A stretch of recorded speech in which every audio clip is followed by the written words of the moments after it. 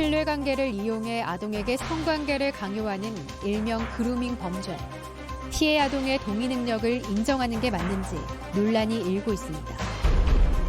유난히 잦은 봄비로 양봉 농가들이 올해도 직격탄을 맞았습니다. 꿀 수확량이 절반으로 줄었습니다. 도심 주변에 축사가 못 들어서게 막는 조례를 한시적으로 풀자는 개정안이 시의회 상임위에서 세 번째 부결됐습니다. 남이 보지 않더라도 교통법규를 잘 지키는 양심 운전자들에게 경찰과 농협이 쌀 선물을 주고 있습니다. 여러분 안녕하십니까? 오늘 충북 코로나19 발생 현황부터 알아보겠습니다. 신규 발생 확진 환자는 8명입니다. 지역별로는 청주 6명, 충주 2명이 확진됐습니다. 충북 누적 환자는 3,259명, 누적 사망은 70명입니다.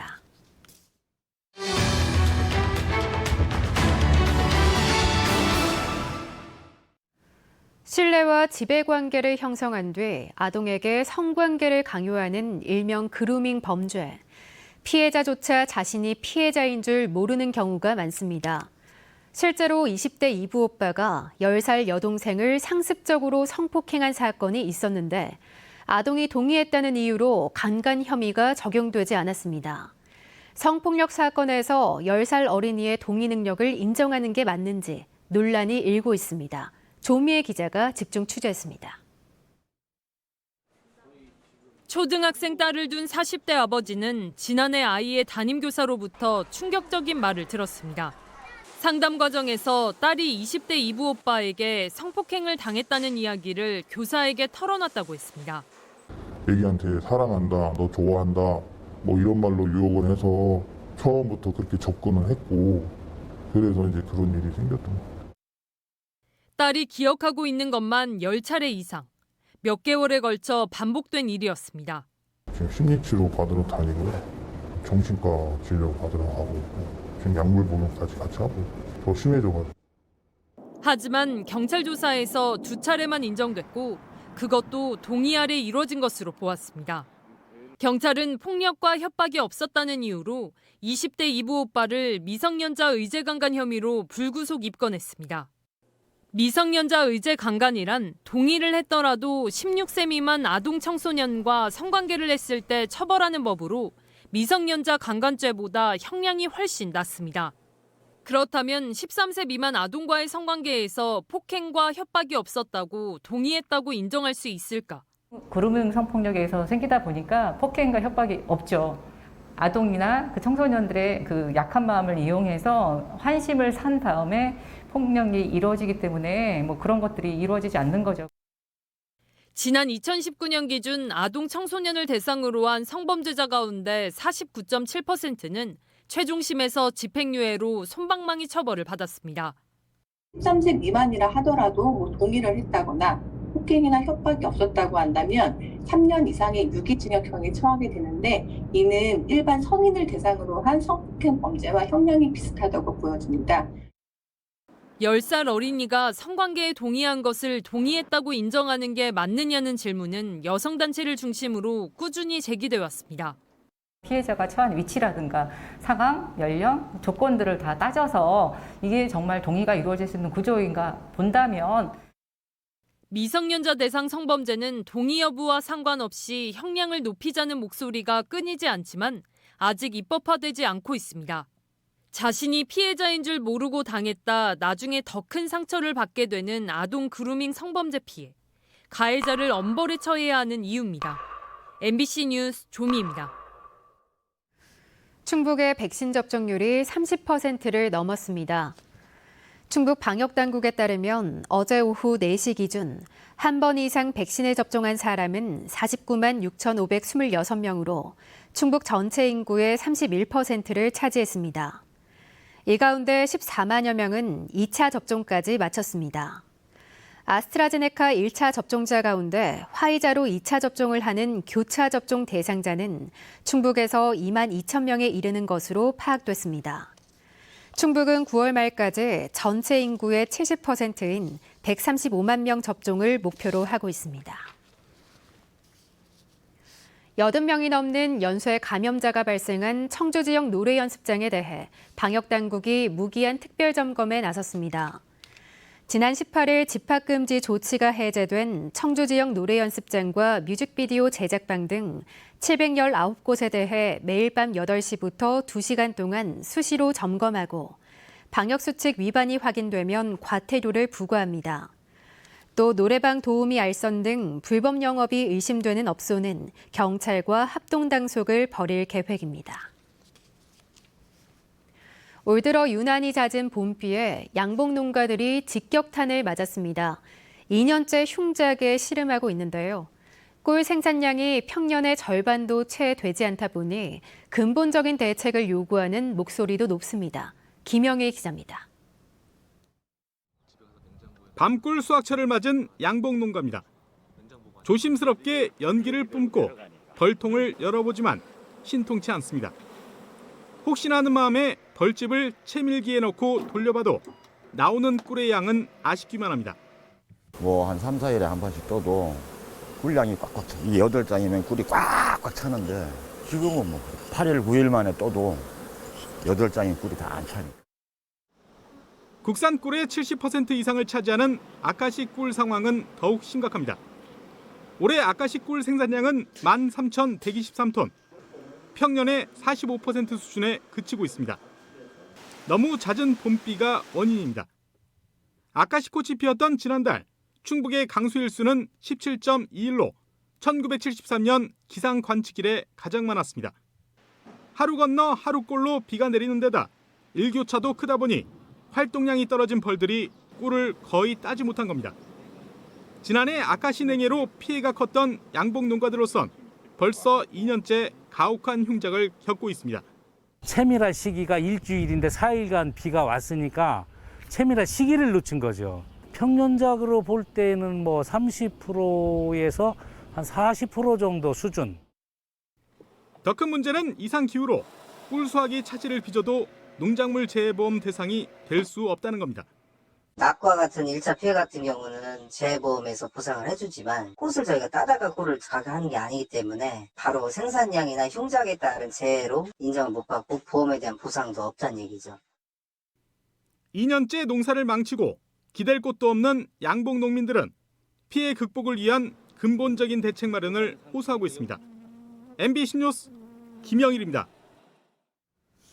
코로나19로 중단됐던 외국인 계절 근로자 입국이 재개됩니다. 충청북도는 올 들어 도내 시군 가운데 처음으로 괴산군에 우즈베키스탄 국적 75명이 다음 달 초 입국해 5개월간 옥수수 수확, 절임 배추 생산 등에 투입될 예정이라고 밝혔습니다. 이들은 입국한 뒤 2주간 자가격리를 거치고 입국 전후, 시설격리 퇴소 전 모두 3차례의 진단검사를 받게 됩니다. 충청북도는 외국인 계절 근로자 입국으로 농촌 인력난 해소에 도움이 될 것이라며 방역 예차를 강화하고 다른 시군에도 도입할 수 있는 방안을 모색하겠다고 밝혔습니다. 어느 도시나 다수의 환경권을 위해 도심 주변은 축사가 아예 못 들어오도록 조례로 묶어두고 있는데요. 한시적으로 이 경계를 일부 풀려는 시도가 끊이지 않고 있습니다. 같은 개정안이 3번이나 의원 발의됐다가 소관 상임위에서 또 부결됐는데 이번엔 이게 끝이 아닐 것 같습니다. 보도에 심충만 기자입니다. 인구가 밀집한 청주 도심을 중심으로 지도 절반이 붉게 표시되어 있습니다. 다수 시민들의 환경권을 우선해 조례로 축사 진입을 원천 차단한 전부 제한 구역입니다. 그런데 이 경계 일부를 내년까지 잠시 허물려는 시도가 몇 달째 논란입니다. 의회 상임위 문턱도 넘지 못한 개정안 발의가 이번이 벌써 3번째. 전부 제한구역 바깥 지역도 대부분 축종에 따라 일부 제한에 묶여 더는 축사가 갈 곳도 없고 이 때문에 축산이 가능한 특정 지점으로 축사가 몰려 더는 못 참겠다는 이유입니다. 가장 큰 문제점인 축사 허가구역에 축사가 다 몰릴 수밖에 없는 이 구조를 어느 정도는 해결할 수 있는 조례안이라는 말씀을 다시 한번 드리겠습니다. 지난 3월 상임위 문턱도 넘지 못한 이 안건은 이번 역시 마찬가지. 반대 의원들은 일부의 문제를 해결하겠다고 불특정 다수에게 똑같은 문제를 던지는 것, 해결이 아니라 이를 키우는 거라고 반발했고 국민 건강의 향상에 이바지하고 이 조례는 이게 풀어달라고 하는 게 국민 건강의 향상에 이바지하는 조례예요. 이게 이런 부분을 검토도 안 하고 특히 직접 당사자가 될 시민들이 대부분 모르는데 섣불리 결정해선 안 된다며 위원 절반의 반대로 부결 처리했습니다. 몇몇 주민, 몇몇 농가만을 위한 조례가 아닌 저희 청주 시민들이 정말 원하고 어떠한 조례를 만들어야 되는지 한번 심도 있게 논의할 필요가 있기 때문에 상임위 부결안 건은 회기내 폐기가 관례지만 개정을 주도한 박정희 부의장은 전체 의원들의 판단을 다시 받아보겠다며 제적 의원 3분의 1의 동의를 받아 본회의에 다시 부의한다는 뜻을 내비쳤습니다. MBC 뉴스 심충만입니다. 평소 운전을 하다 경찰이 부른다면 깜짝 놀라시겠죠. 보통은 교통법규 단속을 할 때 그럴 텐데요. 오늘은 경찰이 차를 세우고 운전자에게 쌀을 한 포대씩 건넸습니다. 어떻게 된 일일까요? 김은초 기자입니다. 청주의 한 외곽도로. 승합차 한 대가 달려오다 빨간불을 보고 정지선에 정확히 맞춰 멈춰섭니다. 경찰이 차종과 번호를 무전으로 전달하고 0109 회색 스타렉스. 다시 막 출발한 승합차를 다른 경찰이 멈춰 세웁니다. 경찰이 왜 부르나 영문도 몰랐던 운전자는 멋쩍은 듯 차에서 내립니다. 양심 운전자 선정돼. 잘못한 거 없는데 뭐 엄주단속하나? 교통법규라는 게 지키라고 있는 건데 별거 아닌 것 같은데 상 주시고 뭐 싸줘주시고 그래갖고 기분 너무 좋네요. 신호와 정지선을 잘 지킨 다른 차량도 쌀 선물을 받았습니다. 차가 많이 다니진 않더라도 항상 지키려고 노력하는데 오늘은 조금 당황스럽기는 해요. 네. 도심 외곽에 있는 이 도로는 평소 신호위반 등 교통법규가 잘 지켜지지 않는 곳입니다.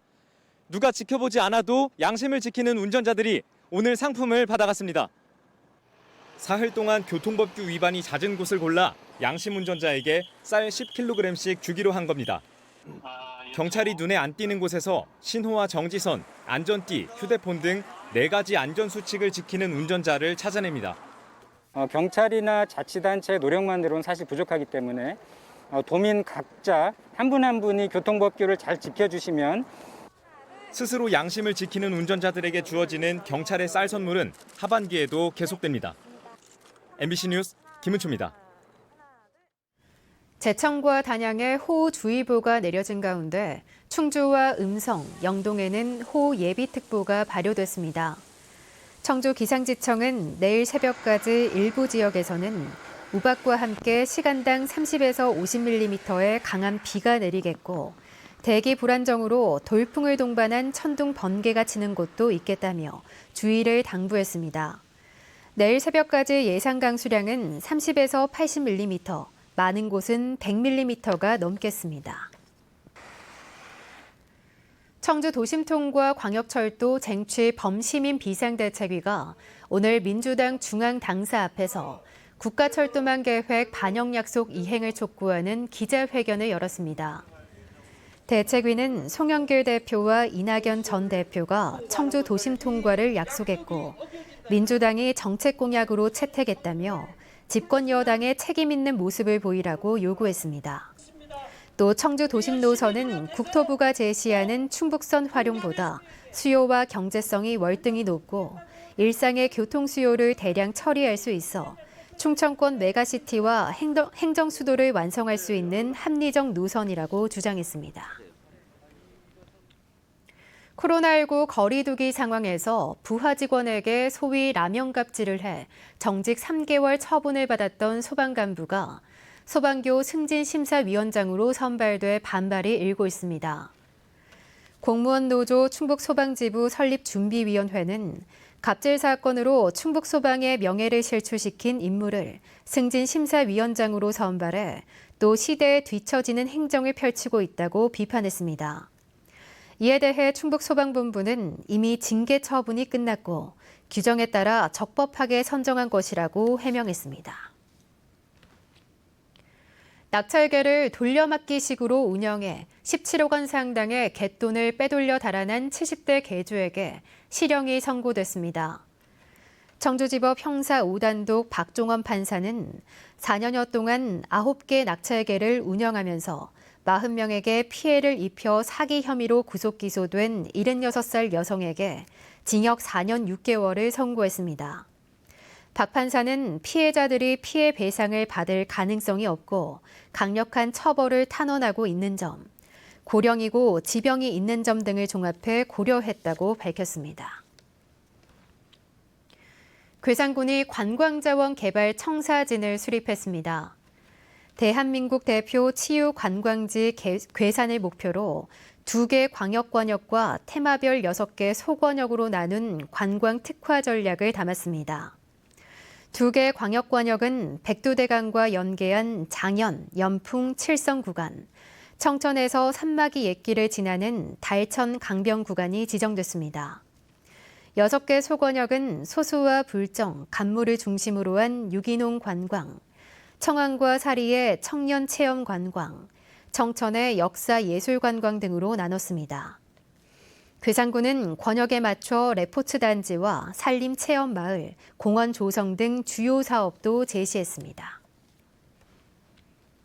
국내 유일의 무예 액션 장르 영화제로 올해 3회째를 맞는 국제무예 액션 영화제가 집행위원회를 새로 구성했습니다.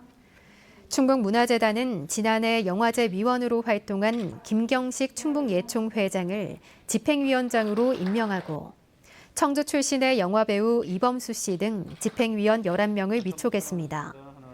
올해 국제무예 액션 영화제는 10월 중순 청주 일원에서 열려 20개국의 장단편 영화 50여 편을 온 오프라인 병행으로 상영합니다.